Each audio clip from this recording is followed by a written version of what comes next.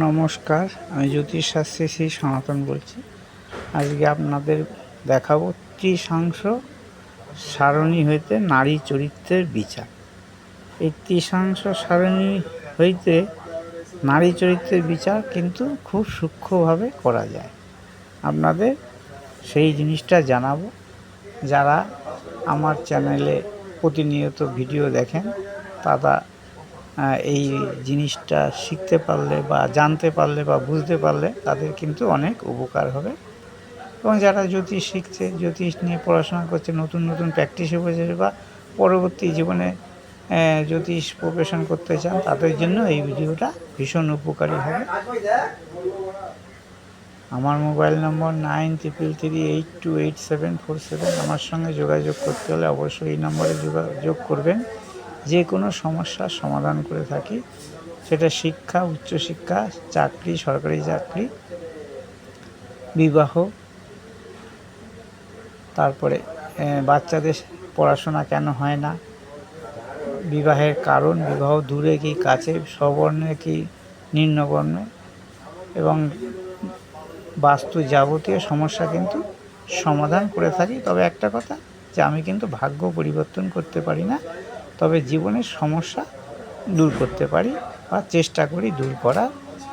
বিভিন্ন জ্যোতিষের যে থেকে যে শিক্ষা, সেই শিক্ষার মাধ্যমে কোন জিনিসটা আপনাকে বাধা বিপত্তিতে বাধা দিচ্ছে, কোন গ্রহ তার রেমেডি দিয়ে বা সেই গ্রহের মানে তাকে সেই গ্রহের যে শান্তি ব্যবস্থা করা হয়, কারণ সেই গ্রহ শান্তি থাকলে আপনার জীবনে যে বাধা বিপত্তি সেগুলো কিন্তু কেটে যাবে। আজকে দেখাবো আপনাদের যে ত্রিশাংশ সারণী থেকে নারী চরিত্রের বিচার। স্ত্রীগণের লগ্ন চন্দ্র, স্ত্রীগণের লগ্ন বা চন্দ্র উভয় ত্রিশাংশ ভাগের থেকেই নারীগণের বিচার করা হয়। লগ্ন হচ্ছে মূল প্রকৃতি আর চন্দ্র হচ্ছে মন। স্ত্রী জাতিকা বা স্ত্রী জাতির উপর চন্দ্রের প্রভাব বেশি থাকে, পুরুষের উপর কিন্তু রবির আধিপত্য বেশি থাকে। চন্দ্র হইতে কি না নারীর বা স্ত্রী জাতির মনের গতি প্রকৃতি বিচার করা হয়, আর বা গতি প্রকৃতি এবং মূল প্রকৃতি বিচার করা হয়, এবং রবি বা সূর্য এর হইতে পুরুষের গতি প্রকৃতি বা তার মনের বিচার করা হয়। এবার রবির ক্ষেত্রে থেকে যদি কোনো রবির ক্ষেত্রে থেকে লগ্ন বা চন্দ্র যদি মঙ্গলের ত্রিশাংশ হয়, সেই নারী যেটাকে বলছে স্বেচ্ছাচারিণী ও বহুভাষিণী হয়। এটা বিচারটা দেখুন। মঙ্গলের এই সিংহের ক্ষেত্রে যদি 5 ডিগ্রিতে থাকে, সিংহের ক্ষেত্রে যদি 5 ডিগ্রিতে কোনো আপনার লগ্ন বা চন্দ্র থাকে, তাহলে কি হবে না সেটা হবে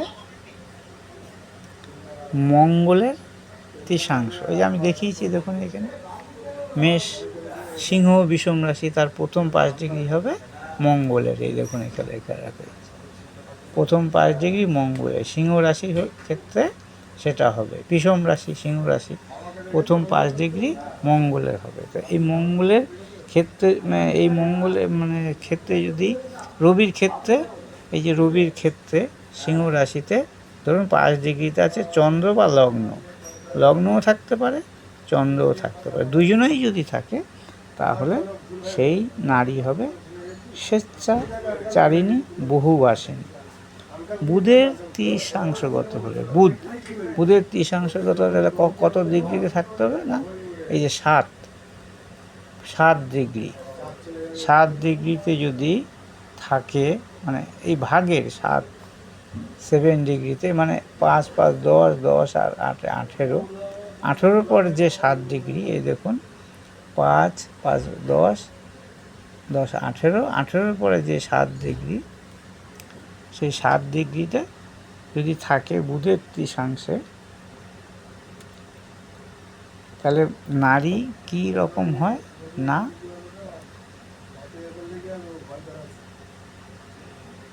নারী হয় চতুরা, মানে অতি চতুর বা দুষ্টু বুদ্ধি সম্পন্ন। যদি আপনার এরকম থাকে, মানে বুধের তৃষাংশে যদি রবির ক্ষেত্রে থাকে, বুধের তৃষাংশগত হয়, তাহলে নারী হবে কি চতুরা দুষ্টু বুদ্ধি সম্পন্ন, মানে অতি চালাক আর কি। বৃহস্পতি তৃষাংশে থাকিলে কি হবে, রাজপত্নী বা শ্রেষ্ঠ ব্যক্তির পত্নী হবে। ধরুন বৃহস্পতি 8 ডিগ্রিতে থাকলো, এই সিংহ লগ্নে চন্দ্র বা লগ্ন, চন্দ্রই ধরুন 8 ডিগ্রিতে, 8 ডিগ্রি বলে 10, এই যে 10, এই 10-এর পরে যে 8 ডিগ্রি হবে, সেই 8 ডিগ্রিতে যদি থাকে, তাহলে কি হবে না রাজপত্নী বা শ্রেষ্ঠ ব্যক্তির পত্নী হবে।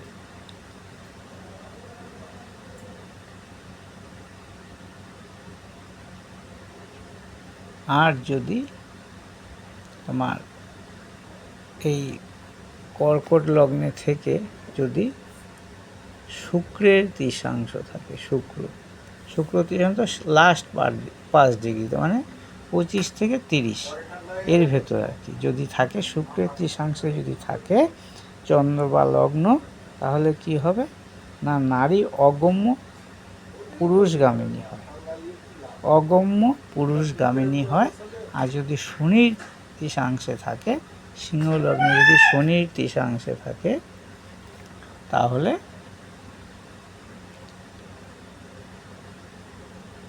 নারী হবে পুরুষ প্রকৃতা যুক্তা, পুরুষ প্রকৃত যুক্ত, মানে নারীর গঠন একটু পুরুষ গঠনের মতো, পুরুষদের গঠনের মতো হবে, এবং সেই নারী হবে বাচাল এবং চরিত্রহীন।